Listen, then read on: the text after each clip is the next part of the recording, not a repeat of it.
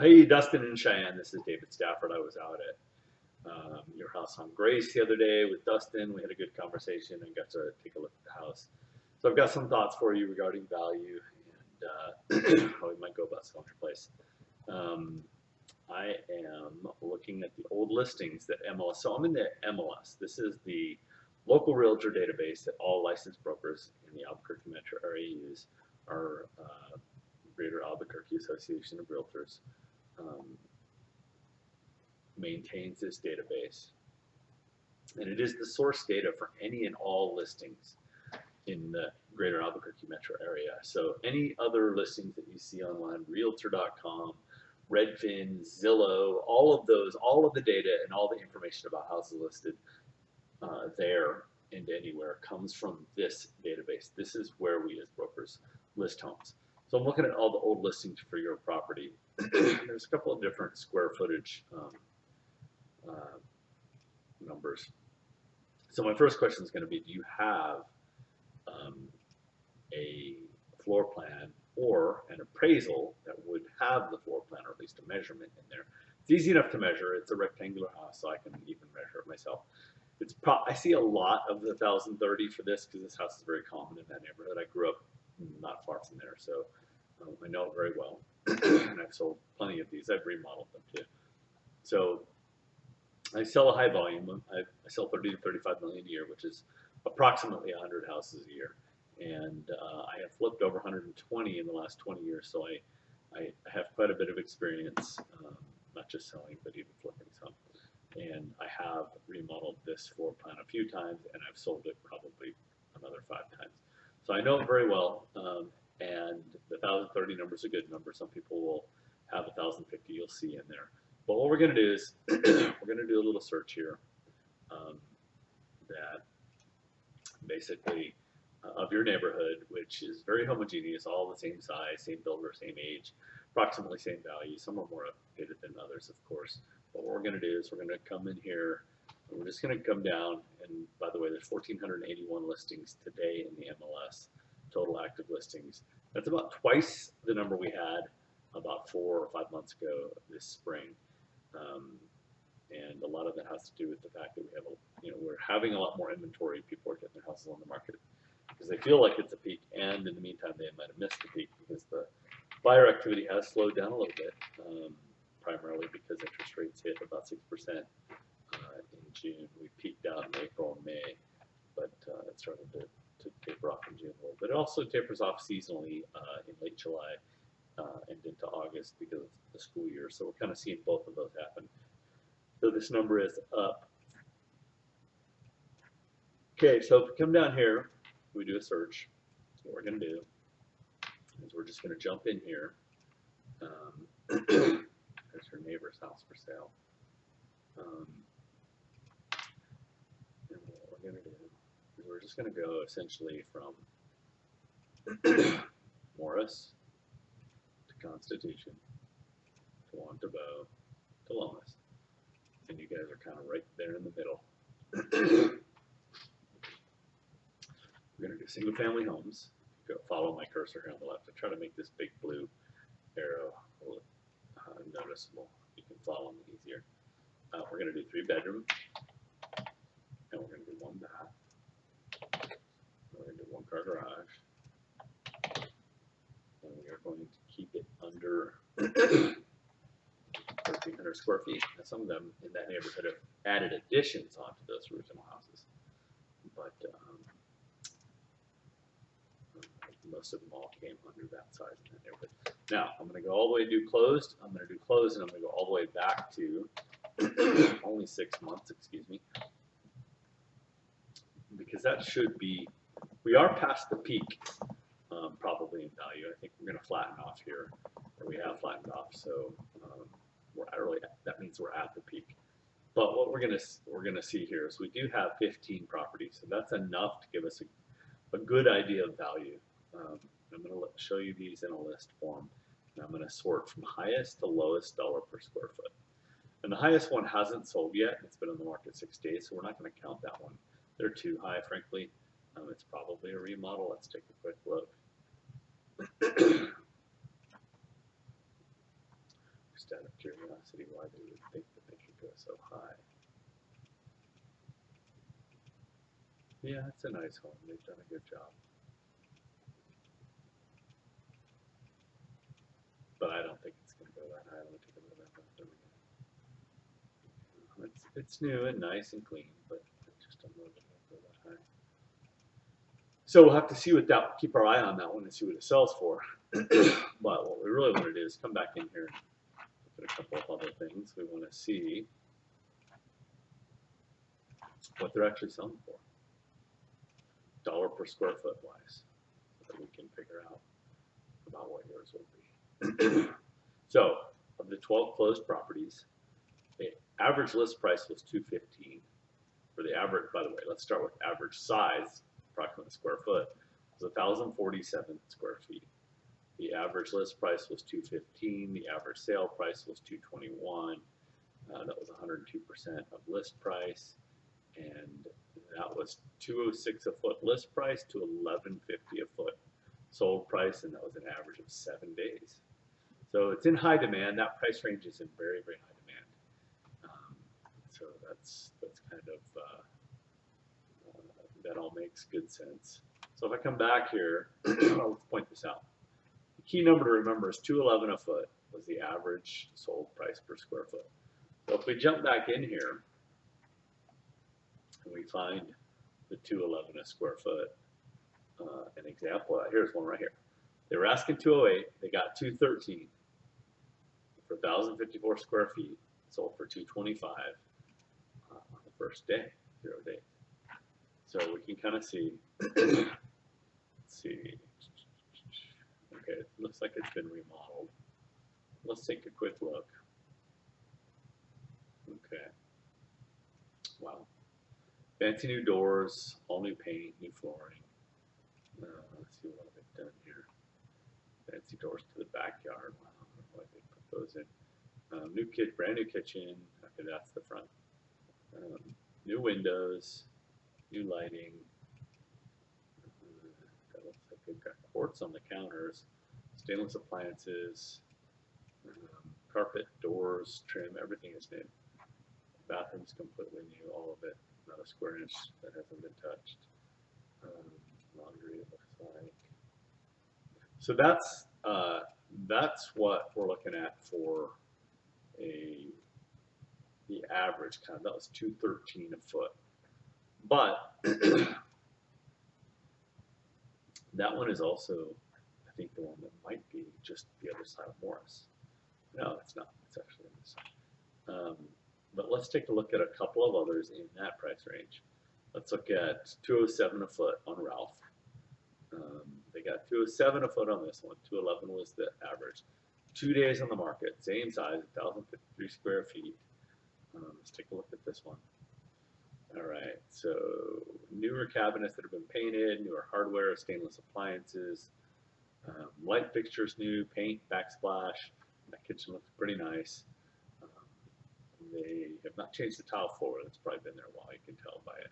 Just the color and the 6-inch and the bigger grout lines. We wouldn't do that now. But looking good. Let's see what else they did. Okay, so they did a little bit more remodeling. They did new floors and looks like laminate floors. Interesting that they did the lighting because that's not an easy job, but it really does upscale a house. So they did 2-inch recessed can lighting in the living room, which has a very nice effect on it, as you can see in the photos. But they do still have the wall heater, so you've got the value in your new HVAC, which we will account for. This is presented nicely. You know, the staging looks good. Oh, brand new bathroom, all new.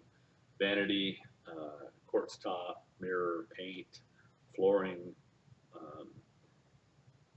to the split floor to ceiling tile, although it might be a little bit older. See how it's got the 6-inch tile. You can't really tell unless they show us a little more.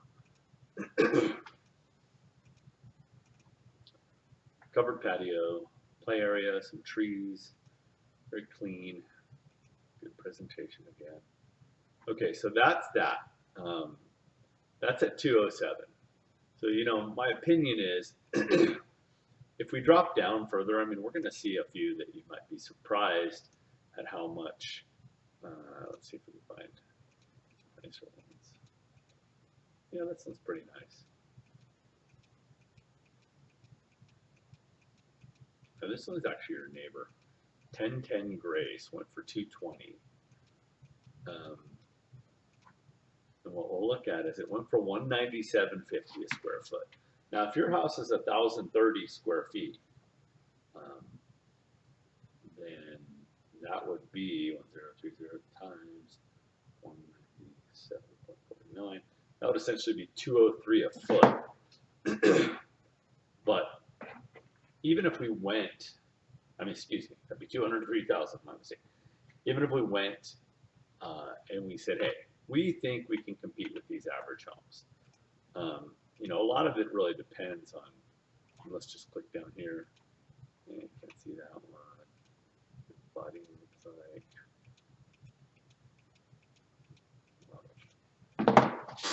tile in that one.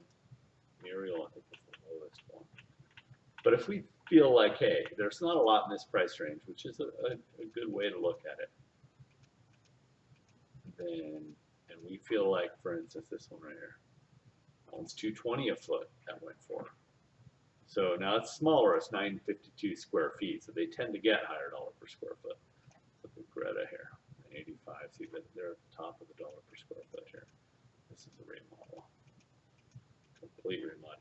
But if we think we can get in that 210, 215, I'm even gonna say 1,030 square feet times 215, that's 221,450 for you guys. Now, if we try to say, hey, hopefully we can measure and it comes out at 1,050 square feet times 215, then you're at 225. I feel like because there's so few houses, there's only this one right here. Your neighbor actually works with your neighbor one. The reason that one isn't on there, let's take a look at what your neighbor house is. 6. Grace.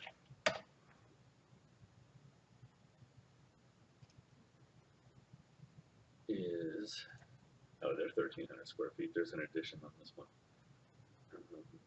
Somewhere, somehow. The total remodel, looks like they did refrigerated air, stucco windows, roof, flooring. They should have cleaned it a lot better. Kitchen, homemade granite, bathroom is new. So they are way too high. They're not going to get 264. I can already tell you that. They've been sitting there too long. It's just not going to happen now. I know these flippers, they always try to aim high and they try to sit it out and eventually come down. But if you know, I feel like you could push it to say 230 a square foot with a $4,000 roof allowance, which would essentially mean a 226 purchase, equivalent to a 226 purchase price, would be my recommended number for your house. That would be pushing it up a little bit because that would assume, everybody assumes the roof is in good shape. So if we were at 230, that would be comparable to the other houses, 230 divided by 1, 0. I'm just gonna go with 1,030 because that's what we have on record. We'd have to measure your house. But that would be 223 a foot, which would essentially be right at the top. We'd be the 3rd highest ever sold in the area. And so I just don't know that your house is prepared to compete at that level. It isn't a complete remodel like a lot of the higher ones.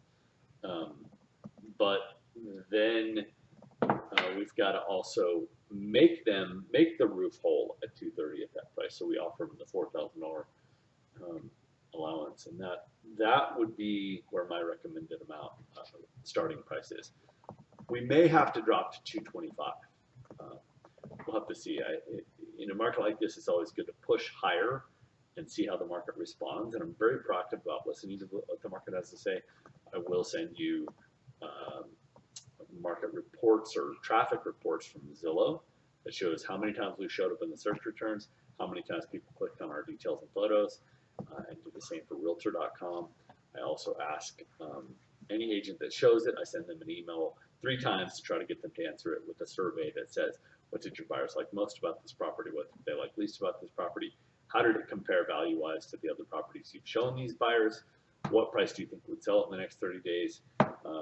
Is your buyer interested enough to come back again or make an offer? So I know the hot leads to follow up and any other feedback for me. So 6 questions so that we know how the market's responding. Between the traffic counts and the responses from the agents, we will quickly know within one weekend or 1 week. I like to list on Thursdays and see how the weekend goes. But certainly 2 weekends we will know, especially in this price range, because as you can see, there's only one right now. If we went up live, there's only one other one that would be competing with us in the immediate neighborhood.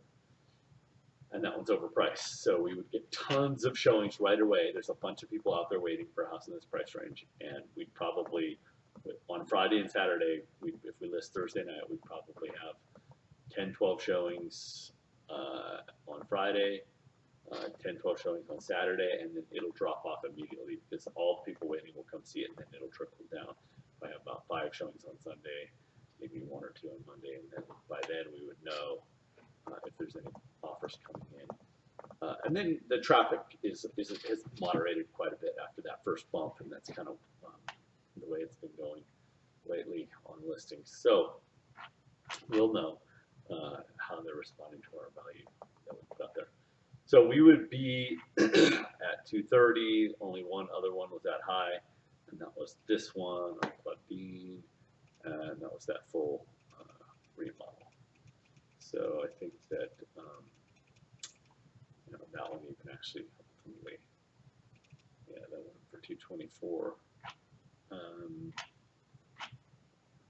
So I'm going to send you this data, all of these houses, this list right here, so that you can click through at your pace and look at the photos, look at the prices, look at the details, and you'll see, you'll get a good feel for how you stack up against these. So you want to look at the dollar per square foot, and then multiply that dollar per square foot by your square footage, which right now the highest we have on record that when it's sold 3 times, and agents are pretty meticulous about getting this right, was 1,030.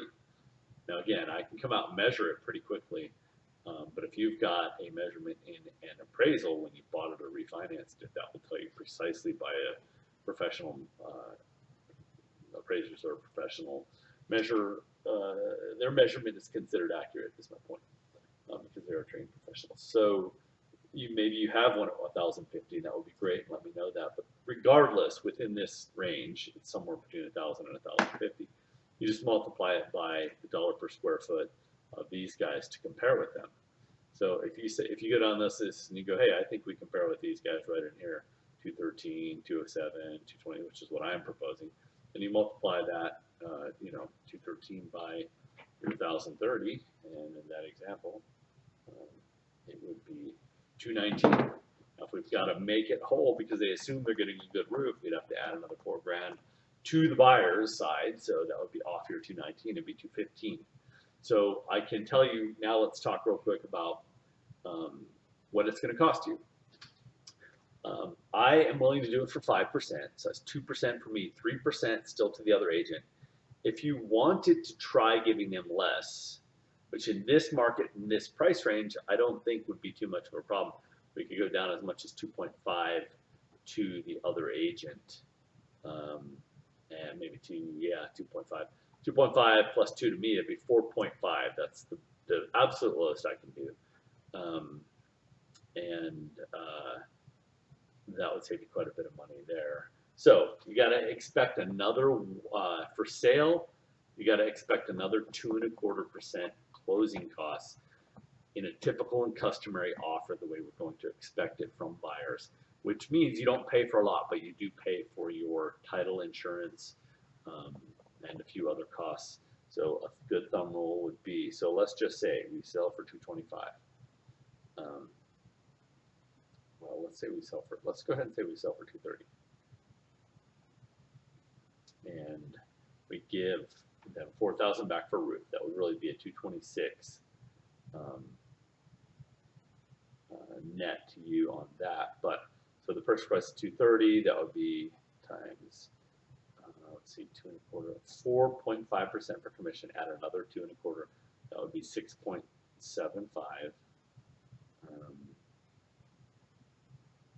6.75%. That means your total cost of selling would be about $15,000. So if you sold for $230,000, you've got 4 for the roof, that'd be $226,000, and then we have about $15,000 for closing. That would net you $211,000. Subtract from that your current mortgage balance. Looks like you've owned this for about 18 years. I don't know if you've ever refinanced it, but I'm just going to assume, let's say your balance is $100,000. Then it's $211,000 minus $100,000. You'd essentially have $111,000 to walk out of closing with.